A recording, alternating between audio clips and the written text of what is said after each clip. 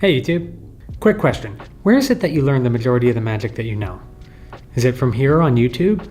Is it from downloads? Is it from books, DVDs, VHS tapes? Do you go to magic conventions? Do you attend lectures? Do you have a magic club? Do you have a magic mentor? Do you take lessons? Where is it that you've acquired this knowledge from? Only reason I ask is because I want to have a quick conversation about the idea of legacy. In a previous video, we discussed the idea of provenance, trying to trace the origins of the ideas and themes in magic and the people who created them, and how that can sometimes be difficult because of magic secrecy.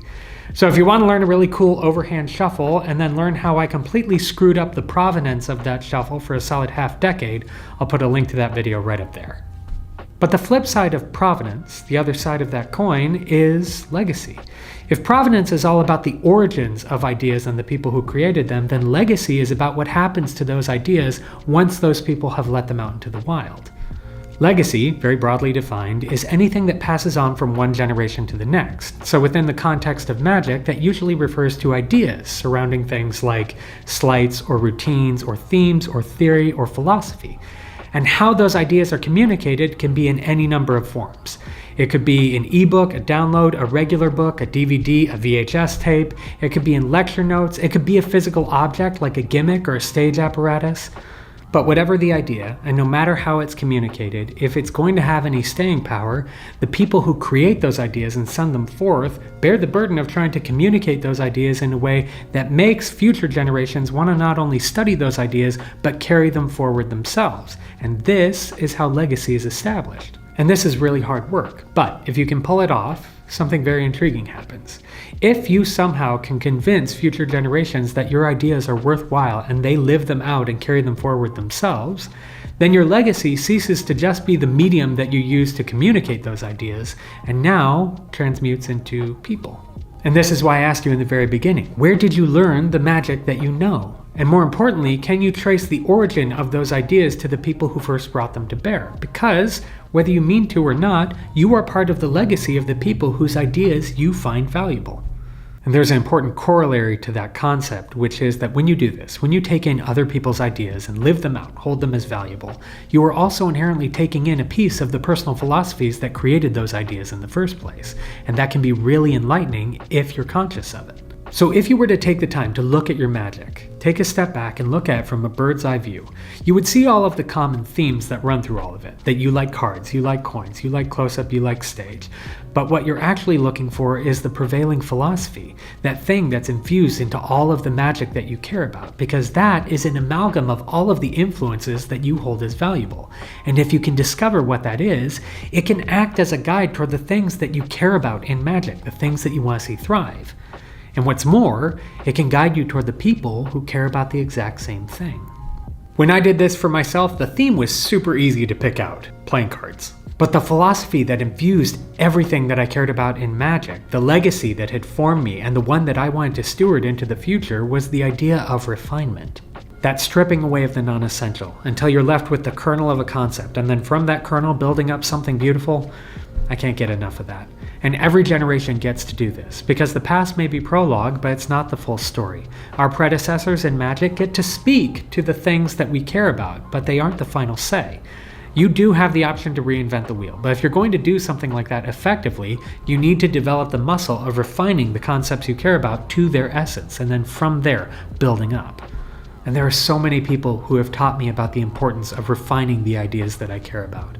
One of them is McColl.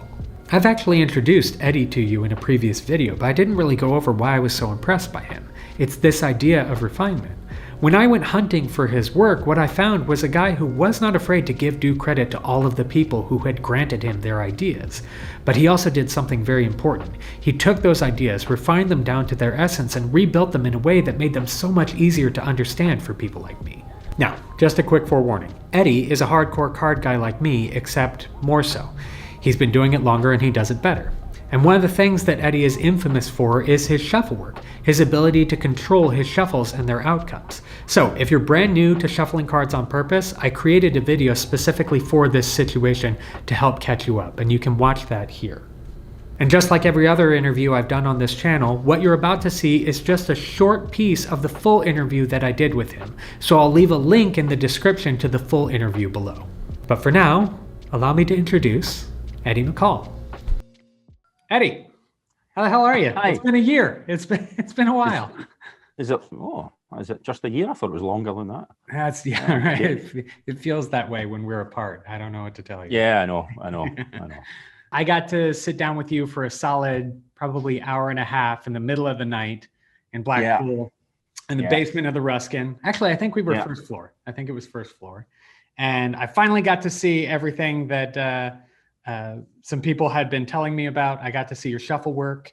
I got to see some of the refinements. You showed me your infamous one-handed top palm off a small packet, which is still amazing to me. But I wanted to talk with you about sort of the refinement, because that's what I've come to know you for, is just the way that you'll chase the minute details of the moves that you know. I try and simplify them down to what they really are. So things like a shift or a pass, I never really thought of them as being difficult moves. I just haven't, when you think about a pass, you're cutting the cards. Right. That's what you're doing. You're cutting the deck. Whether that half comes to here or that half goes round there, that's what you're doing. What you've got to try and do is cover that. It's centre deals, basically a centre deal is a glorified bottom deal, because it's the bottom of the top half. So people make things more difficult in their mind, and it creates all this worry and how do I learn this and how do I learn that? And you just need to break it down to what you're doing. I didn't know what I was doing like everyone else. See, when I started, all the old books told you to learn a pass or a shift, not to move on until you know how to do a pass. So if you read all the old books, that was your rite of passage, was to be able to do a pass. Don't do anything else until you learn to do a pass. I think they were trying to discourage people that were just curious in their writing. So I think that's what it was all about. I don't know. Glasgow in particular is very closed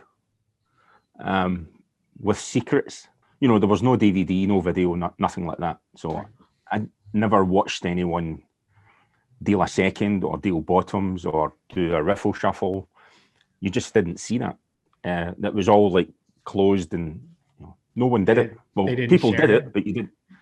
Roy did it all. Roy could riffle shuffle, and his second dealing and all that was immaculate, phenomenal stuff.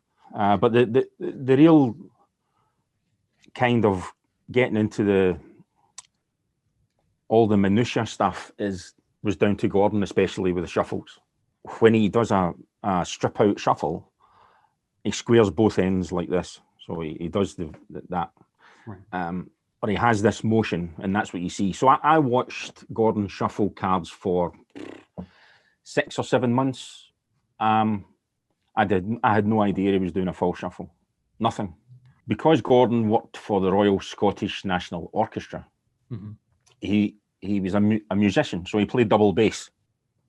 Big guitar. Played the big guitar. Oh, the big one. Yeah, the standy one. The big Got one. it. Yeah. Like this. So he played the double bass. So everything for him was done to 6 beats. So he taught me to do a strip out shuffle in 6 beats. So what you cut it 1, 2, 3, 4, 5, 6 is the cut at the end. So that's how I learned to do it. If you read Expert Card Technique, they talk about 1/4 of an inch. Right. So you push that in. That's probably about 1/4 of an inch there. Right. Like the border plus a bit, right? Yeah, border plus. And then if you read Riffle Shuffle Systems, he talks about going on to the white border, which is better. Right. But if you kind of really want to get this, you push this in so that there's nothing here. So that's just square. But then if you pop that strips back out again. Yeah, okay. Let's be clear, that's still terrifying. Can you, you have all the fancy tech. Would you be willing to switch views and show them what it was that I saw? From here? If that's okay. Can you see that? Yeah, that's perfect. You put, as a shuffle, it's a proper shuffle. You're pushing it all the way in so you can see from there. See, so that disappears here, but then I pop that out, that strips back out again. So the false part is the cut forward. I kind of if I'm doing this, I'll kind of pull it sideways and then come across. I don't know why, it's just something that happened. But so you can either push this in, pull that back and move that forward, and they're all false. But then you can refine it more. So what you can do is do this kind of stuff, pick the cards up, square them, tap them, bang them, strip them out. Okay, yeah, you win. That was all right. That was cool. That's insane. So that's it. Yeah, so you can, and these are all kind of little things that kind of Gordon messed around with, and yeah, the refinements. I think the refinements important. I just think it's something. It really depends on you and what you want to do. How into it are you? How fine do you want it to be? Normally, if you do a pass, you've got your fingers stuck in the deck and all of this kind of stuff. Right. The black pass, you do that, and this is closed, so there's no fingers in the deck. And you come round here, and that's a shift. So this is the black pass. So you close the deck up here. So there's no fingers in the deck. You can come round and tap them, and there's your king. Okay. So there's no fingers in the deck. It's just a refined. You're not going to really do this because you're showing this kind of thing. Right. So you need a reason to do this if you're going to do it in a routine. Right. You know, but it's a nice pass for magicians if you're going to show it. You know, because it's more or less a one-handed shift. Right. Everything that I've watched from your stuff, because I pilfered everything I possibly could off your website. You do a lot of stuff where you're kind of removing the unnecessary. And is that just from experimentation? Do you like pick something and say, I wonder if I could do it without that? Like what is it that causes that? I'll tell you a little story. So I'll tell you this first, and then so I made a recording of some of what I do, and I took it into Roy's shop, Roy Walton's shop, Tam Shepherd's. And Roy was away on holiday. He was away to Italy on holiday. So I think I gave the disc to Julia, which is Roy's daughter. And I came back in a couple of weeks later. I was back in 2 weeks later. And I said to Roy, did you manage to watch that, the disc, the DVD? And he said, yeah, very good, Eddie, it's very good. It doesn't look movie. So it doesn't look as if I was doing lots of moves. And I took that as a compliment, because I don't want, when I do things, I don't want it to look like lots of moves. If someone's watching you, I don't mean you, but someone's watching a magician doing magic and he does all this stuff and it's all over the place, and you look like a card ninja, you know, the guy's going to go, oh, he's really clever, isn't he? He's really good. He's very, very good. He's really clever. I can't do any of that. But that's their explanation for how you're doing it. Whether it's correct or whether it's not correct, it doesn't matter. That's in their head. They say, he's just really clever. Look at him. Yeah. But I would rather have the thought that someone says, how did you do that? He didn't really do much. He shuffled the cards, but nothing really happened. How did that happen? What I try and do is get away from all this other stuff that we add in, because that's the method. That's all it is. It's the method. I remember watching, what was it, your cold deck cut, and you were talking even doing the strip, right? The like standard strip where you're running the cards, like even that you were against this stuff. Yeah. The strippy kind of stuff. Yeah, the strippy stuff. Yeah. It's absolutely fine. There's nothing wrong with it, but it's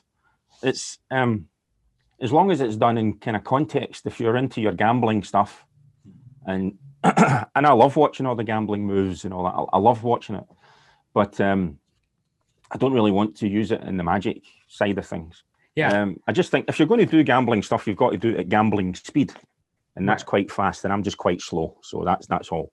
So I try and get things that I can do it slowly and deliberately. So that way it all stays consistent. So it all timing's the same, everything looks the same, and that's when you get someone saying, he just dealt the cards. How the hell did he do that? And there you go. That's Eddie. I hope you guys enjoyed that. I hope you found it useful. But more importantly, I hope you do take the time to watch the full interview, because he shares a lot of really cool concepts that I just couldn't fit in that small snippet. So I'll leave a link in the description below for that video. While you're down there, I'm going to add a link to his YouTube channel. It's where he keeps his vlog, where he talks about the people who have influenced him, the routines that he loves, and the things in magic that he cares about. But I'll also leave a link to the website that I found. It's where you can find all of his tutorials on magic, on sleights, and he's recently added classes, where you can get his teaching style on a much more personal basis. So I do hope you take the time to check those things out as well. And in the meantime, I'll see you guys soon.